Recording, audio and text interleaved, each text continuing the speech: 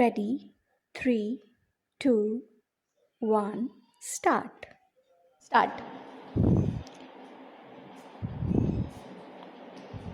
उत्तर में हिमालय की हिम मंडित गगनचुंबी चोटियां हैं, जिन पर श्वेत बर्फ चांदी के समान चमकती है। तीन ओर से समुद्र जिसके चरण पखारता है, गंगा यमुना जैसी नदियाँ जिसके हृदय का कंठहार है, तथा जहाँ सूर्य की किरणें केसर के फूलों की तरह शोभा बरसाती है, ऐसा देश है भारत। विराम। धरती मेरी माता है और मैं उसका पुत्र हूँ। विराम। जिस प्रकार कोई पुत्र अपनी माता की रक्षा करता है, उसके मान सम्मान का ध्यान रखता है, उसी प्रकार प्रत्येक देशवासी का कर्तव्य है कि वह देश की रक्षा, सुख समृद्धि और विकास में अपना पूरा योगदान दे। विराम।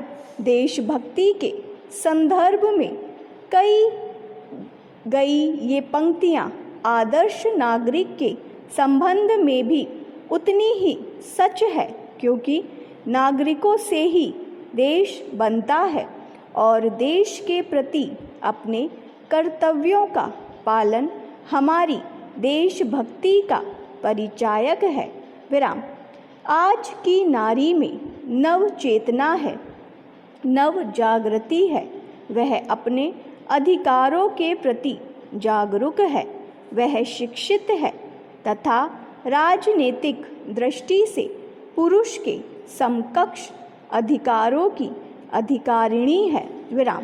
नारी की क्षमता, योग्यता, विवेक तथा कार्य कुशलता ने यह भली भांति सिद्ध कर दिया है कि नर और नारी एक समान है तथा नारी को किसी भी प्रकार से पुरुष से हीन और दुर्बल नहीं समझना चाहिए।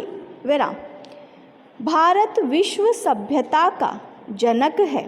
संसार के अन्य देश जब अशिक्षित तथा सुचारू रूप से कार्य नहीं करते हैं, तब भी यह उन्नति के चरमोत्कर्ष पर रहते हैं।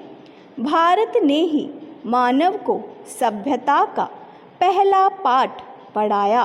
विराम।